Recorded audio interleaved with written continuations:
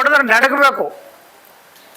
ಅದು ಬಿಟ್ಟು ನೀವು ಅಂತ ಯಾವೇ ಇರಲಿ, ಯಾವುದೇ ಪಾರ್ಟಿ ಏನು ಪದಾಧಿಕಾರಿ ಅದ, ಅವನು ಮುಖ್ಯಮಂತ್ರಿಯಾ ಅಥವಾ ಜಿಲ್ಲಾ ಉಸ್ತುವಾರಿ ಮಂತ್ರಿಯಾ ಅಥವಾ ಯಾವುದಾದ್ರೂ MLA ಅಂಥವನಿಗೆ ನೀವು ಪೊಲೀಸ್ ಅಧಿಕಾರಿಗಳು ನೀವು ಗೌರವ ಕೊಡೋದು ಮಾತಾಡೋದು ಇದೇನಾಗ್ತದೆ ಅಂದರೆ ನಮ್ಮ ಹಿಂದೂಗಳ ಕಾರ್ಯಕರ್ತರನ್ನು ಪ್ರಚೋದನೆ ಮಾಡ್ದಂಗೆ ಆಗ್ತದೆ.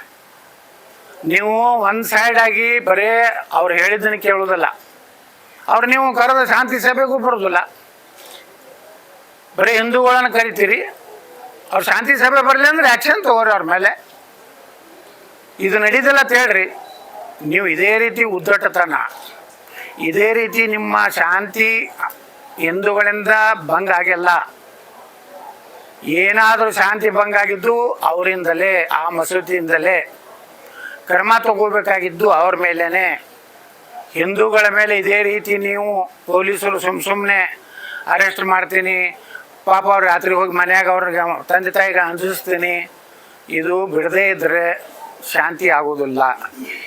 ಯಾರು ತಪ್ಪಿದಸ್ತರದಾರ, ನಮ್ಮಲ್ಲಿ ಯಾರು ತಪ್ಪು ಮಾಡಿದ್ರು ಅರೆಸ್ಟ್ ಮಾಡಿ. ಏನೂ ಮಾಡಲಾರ್ದವ್ರನಾಗ ಇವತ್ತು ಪಾಪ ಅವ್ನು 3 ಕಡೆ ಕೈ ಮುರಿದದ ಬಂದು. ನಿಮ್ಮ IPS ಅಧಿಕಾರಿಗಳು ಹೊಡಿತಾರೆ ಅಂದ್ರೂ ನೀವು ಮತ್ತೆ ಶಾಂತಿ ಹೇಳಕ್ಕೆ ಬರ್ತೀರಲ್ರಿ. ಇನ್ನು 2 ದಿವಸ ಇವ್ರಿಗೆ ಮುಲಾಜಿನಾಗ ನೀವು ಕೆಲಸ ಮಾಡೋರು. ಈ ರೀತಿ ಮತ್ತು ನೋಡ್ರಿ, ಇವತ್ತು ಬಸವೇಶ್ವರ ಮೂರ್ತಿ ಮತ್ತು ಶಿವಾಜಿ ಮಹಾರಾಜರ ಮೂರ್ತಿ ನೋಡಿ ಬಂದೀವಿ. ರಾಷ್ಟ್ರೀಯ ಹೆದ್ದಾರಿಗಳು ಒಳಗೆ ಸುಪ್ರೀಂ ಕೋರ್ಟ್ ಏನು ಹೇಳಿದೆ, ಸಾರ್ವಜನಿಕರಿಗೆ ಸಾರಿಗೆ ವ್ಯವಸ್ಥೆಗೆ ಯಾವುದೇ ರೀತಿ ತೊಂದರೆ ಆಗದಂತೆ ಮೂರ್ತಿ ಕೂಡಿಸ್ಲಿಕ್ಕೆ ಸುಪ್ರೀಂ ಕೋರ್ಟ್ನಲ್ಲಿ ಎಲ್ಲೂ ಸಹ ತಕರಾರಿಲ್ಲ. ನಾವು ವಿಜಾಪುರನಾಗ ಕೂಡ್ಸಿವಲ್ಲ, ಸರ್ದಾರ್ ವಲ್ಲಭಭಾಯಿ ಪಟೇಲ್ ಸೆಂಟ್ರ್ನಾಗೆ ಕೂಡ್ಸಿವಿ. ಬಬಲೇಶ್ವರ್ನಾಗ ಹಾಕಿದ್ರು, ಈಗ ವಲ್ಲಭಭಾಯಿ ಸರ್ಕಲ್ ಮಾಡಿ ವಲ್ಲಭಭಾಯಿ ಪಟೇಲ್ರ ಹೆಸರಿಟ್ಟಿವಿ.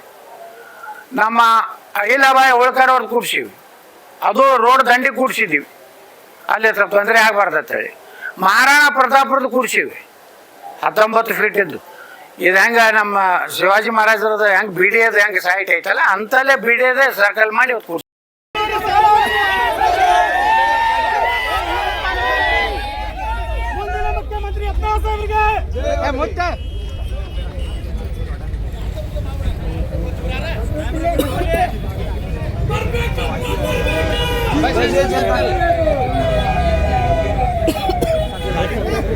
ಗಾಡಿಯಲ್ಲಿ ಇಲ್ಲೇ ಮಾಂತೇಶ ಮಾಂತೇಶ ಕೊಟ್ರಲ್ಲ ಕರೆಕ್ಷನ್. ಈಗ ಏನೋ ಶೀತ್ ಓಡ್ ಕೊಟ್ಟಿದ್ರು ಅವ್ರಿಗೆ. ಕೆಳಗೆ ಮಾಡ ಕೆಳಗೆ ಮಾಡ ಕೆಳಗೆ ಮಾಡ ನಮ್ಮ ತ್ರಾಸ ಇರ್ತಾವೆ.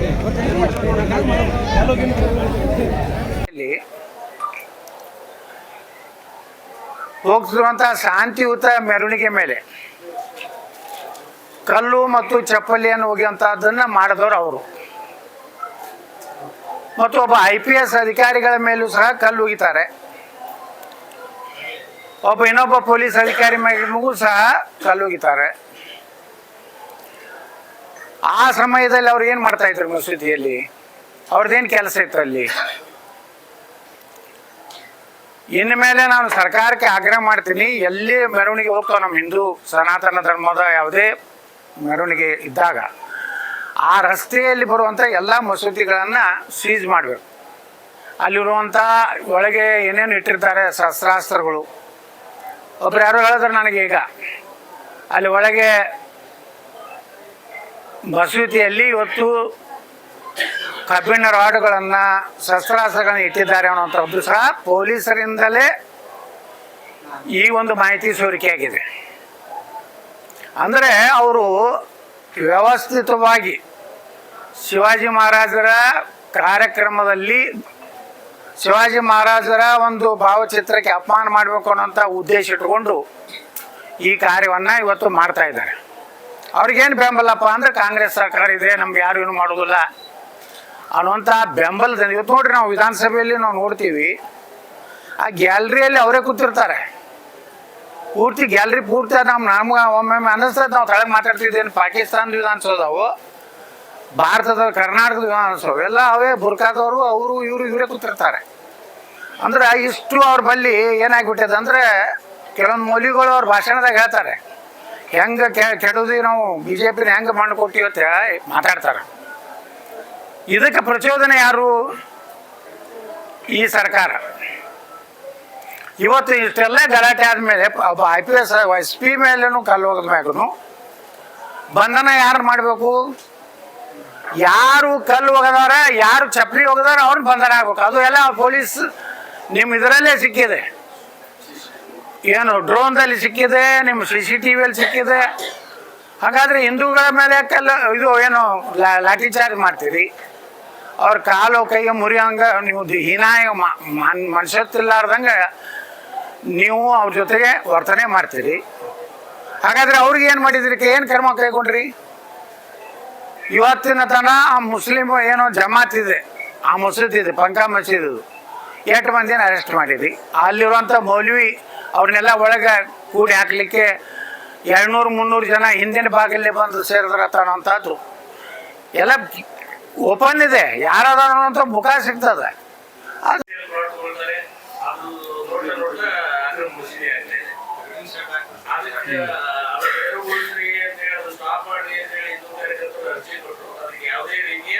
ಇಲ್ಲ ನೋಡ್ರಿ, ಅವರೆಲ್ಲ ಹಂಗೆ ಮಾಡ್ಲಕತ್ತಾರ. ಈಗ 75-80% ಹಿಂದೂ ಏರಿಯಾದಾಗ ಮಸೀದಿ ಎದಕ್ಕೆ ಬೇಕು? ದಿನ 5 ಸಲ ಬದ್ರಕೋತ್ಕೊಂಡ್ರು ನಮ್ಗೆ ಡಿಸ್ಟರ್ಬ್ ಆಗೋದಿಲ್ಲ. ಮೊನ್ನೆ ಛತ್ರಪತಿ ಶಿವಾಜಿ ಮಹಾರಾಜರ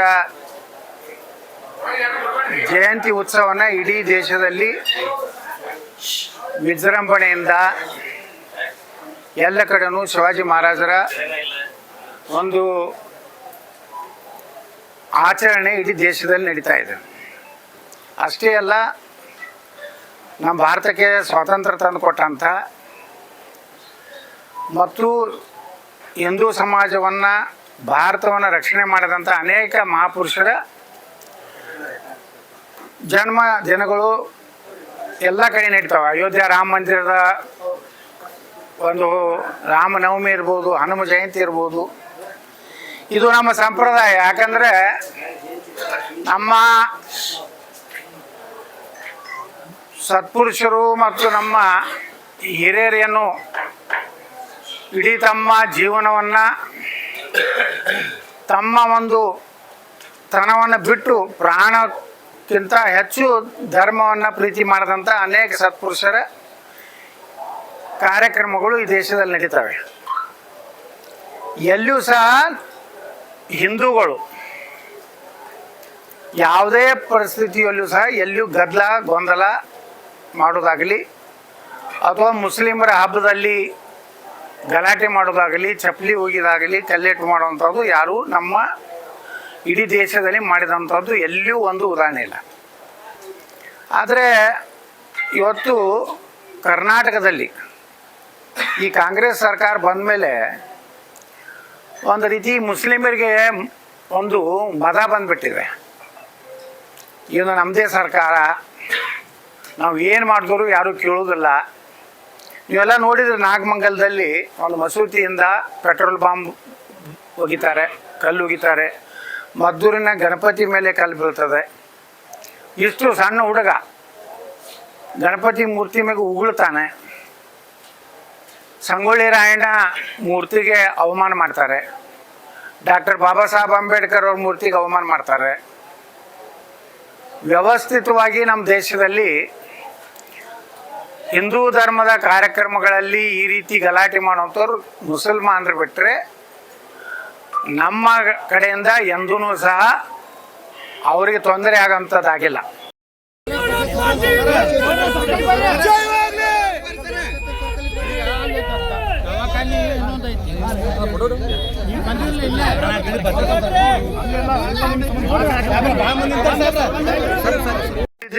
ಬಂದು ಪ್ರಚೋದನಕಾರಿ ಭಾಷಣ ಮಾಡೋದು, ಅವ್ರನ್ನ ಲವ್ ಜಿಹಾದಕ್ಕೆ ಇವತ್ತು ಅವ್ರನ್ನ ಯುವಕರನ್ನ ತಯಾರು ಮಾಡೋದು, ಇಂಥವೆಲ್ಲ ನಡೆದಾವೆ.